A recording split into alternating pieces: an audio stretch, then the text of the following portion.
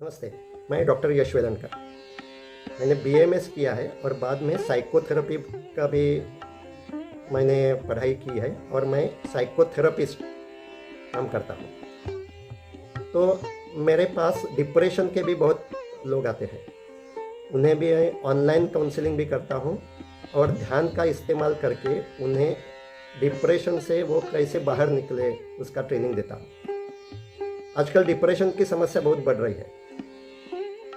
कई लोगों में मेजर डिप्रेशन या क्लिनिकल डिप्रेशन होता है, तो उस समय केवल साइकोथेरेपी ये लाभदायी नहीं होती। उस समय जो दवाएं देती हैं ऐसे डॉक्टर, मनोरोग तज्ञ या साइकियाट्रिक डॉक्टर, उनके पास जाना होता है और कुछ दवाई लेनी होती है। लेकिन हर एक डिप्रेशन के पेशेंट को ऐसी दवाई की आवश्यकता नहीं है। जब मुझे डिप्रेशन है ऐसा जब किसी को रियलाइज होता है, वो अवेयर है और अपनी इच्छा से ध्यान दे सकता है, तो दवाई की कोई ज़रूरत नहीं होती है।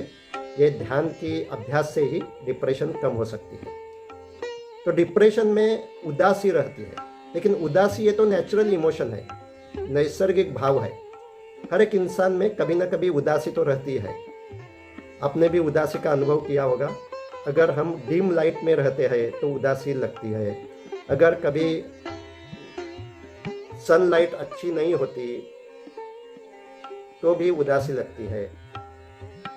तो संध्या समय उदासी होना यह भी नैसर्गिक है, नॉर्मल है। तो उदासी यह भाव और उदासी यह बीमारी, इसमें हम कैसा अंतर देखेंगे, उसमें क्या डिफरेंस है। तो इसके लिए हम डिप्रेशन के जो कुछ सिम्टम्स है वो देखेंगे।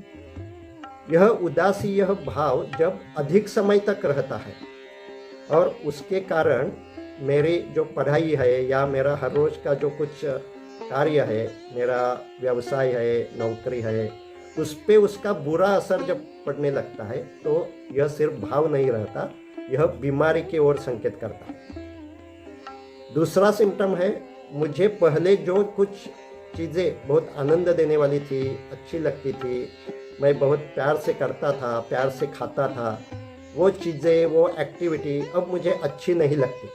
मुझे कोई एक्टिविटी में आनंद ही नहीं मिलता। मैं हमेशा उदास रहता हूँ, किसी से न मिले, अकेला ही रहे, किसी से बात न करे, ऐसी भावना, ऐसे विचार मेरे मन में अधिक समय तक रहते हैं।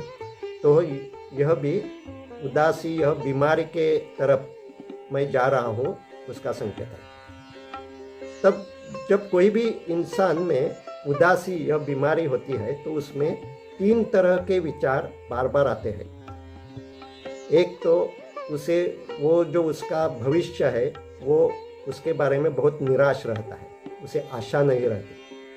तो मेरा भविष्य बहुत ही बुरा होगा, आगे बहुत बुरा काल आने वाला है, कुछ भयानक होने वाला है। ऐसे विचार अगर मेरे मन में बार बार आते हैं और उसके कारण मैं उदास रहता हूँ, तो यह उदासी की बीमारी की ओर मैं जा रहा हूँ। तो इसे हम होपलेसनेस कहते हैं। आशा नहीं रहती, निराशा बढ़ती है। दूसरे तरह के विचार आते हैं, वो लोनलीनेस के विचार आते हैं। मैं अकेला हूँ, सब लोग स्वार्थी है, कोई भी मुझे मदद नहीं करता। ऐसे विचार मेरे मन में हमेशा रहते हैं और इसी के कारण मैं किसी के साथ रिलेशन नहीं बढ़ाता, किसी से बात नहीं करता और लोनली फील करता हूँ, अकेलापन महसूस करता हूँ। तो हेल्पलेसनेस, यह दूसरी तरह के विचार है जो अगर मन में अधिक समय तक रहने लगते हैं तो हमें मानसोपचार लेना चाहिए। और तीसरे तरह के विचार है, वो है वर्थलेसनेस, यानी कि मुझ में जो कुछ है वो सब बुरा है ऐसा मुझे लगता है। मेरा रूप अच्छा नहीं है, मुझ में कोई होशियारी नहीं है, सब लोग मुझे अच्छा नहीं कहते, कोई भी मुझसे प्यार नहीं करता, मैं वर्थलेस हूँ, मुझ में कुछ भी अच्छी चीज़ नहीं है, ऐसा मुझे जब लगता है तो यह तीसरे तरह के विचार है। तो होपलेसनेस यानी कि निराशा, हेल्पलेसनेस यानी कि अकेलापन और वर्थलेसनेस यानी कि आत्मसम्मान नहीं रहता और इन्फेरिटी कॉम्प्लेक्स लगता है। और ये 3 विचार अगर मेरे मन में हमेशा बार बार आते हैं और उसी के कारण मेरा वर्तन उसमें चेंजेस आते हैं। अब मैं आनंद नहीं ले सकता, मेरे खाने पे, मेरे स्लीप पे भी असर होता है, मैं अधिक समय तक नींद लेता हूँ या मुझे अच्छी नींद नहीं आती, मैं अधिक खाना खाता हूँ और मेरे मन में जो विचार आते हैं उससे भाग जाने के लिए खाने में ही मेरा मन लगाता हूँ, या मुझे भूख ही नहीं लगती। तो मेरा स्लीप पैटर्न और खाने का पैटर्न, भूख में अगर बदलाव है तो भी मुझे सोचना चाहिए, मुझे किसी न किसी साइकोथेरेपिस्ट से मिलना चाहिए। और दवा लेने के जो कुछ नौबत है उसके पहले ही मैं ये औदासीन्य से बाहर निकल सकता हूँ। तो जब औदासीन्य बहुत बढ़ता है, डिप्रेशन बहुत बढ़ता है, तो और एक बीमारी बढ़ती है और वो है खुदकुशी। तो बहुत सी खुदकुशी डिप्रेशन के कारण होती है और हमारे सोसाइटी में अब यह खुदकुशी भी बहुत बढ़ने लगी है।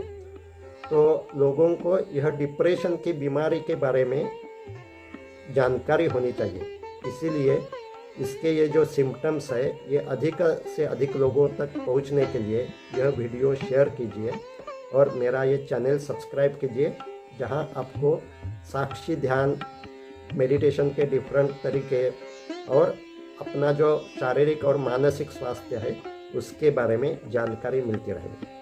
धन्यवाद।